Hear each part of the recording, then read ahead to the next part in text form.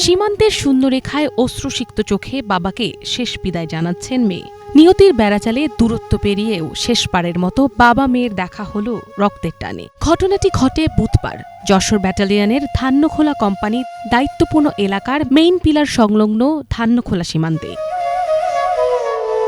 ভারতের উত্তর ২৪ পরগনার বাঁশখাটা গ্রামের বাসিন্দা জব্বার মণ্ডল বার্ধক্যজনিত কারণে মঙ্গলবার মারা যান। অপরদিকে তার মেয়ে মিতু মণ্ডলের বিবাহসূত্রে বসবাস যশোরের শার্শা উপজেলার বেনাপুল পৌরসভার পাটবাড়ি গ্রামে। বাবা মারা যাবার খবর শুনে বাবার লাশ শেষবারের মতো দেখার ইচ্ছা প্রকাশ করেন মেয়ে। এরপর বিজিবি এ বিষয়ে বিএসএফ এর সঙ্গে যোগাযোগ করে। শ্বাসকষ্টজনিতভাবে মারা গেছে।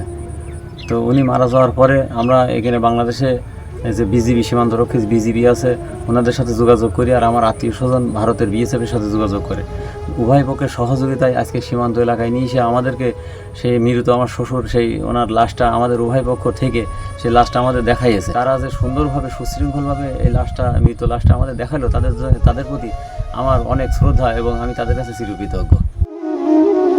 এ সময় উভয় পক্ষের সমন্বয়ে যশোর ব্যাটালিয়ন ৪৯ বিজিবি ও ভারতের ৬৭ বিএসএফ পতাকা বৈঠকের আয়োজন করে। বৈঠক শেষে সীমান্তের শূন্যরেখায় লাশ স্বজনদের দেখানো হয়। এ সময় উপস্থিত আত্মীয়রা আবেগ আপ্লুত হয়ে পড়েন।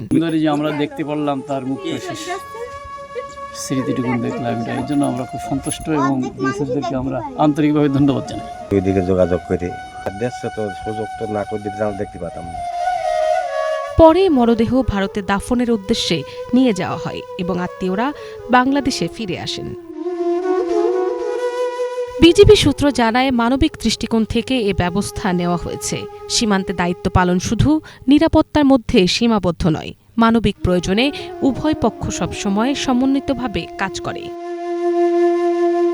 স্থানীয় বাসিন্দারা বিজিবি ও বিএসএফের এই পদক্ষেপ সৌহার্দ্য, সম্প্রীতি ও মানবিকতার অনন্য দৃষ্টান্ত হিসেবে উল্লেখ করেছেন। মিনালা দিবা, বাংলাভিশন নিউজ ডেস্ক।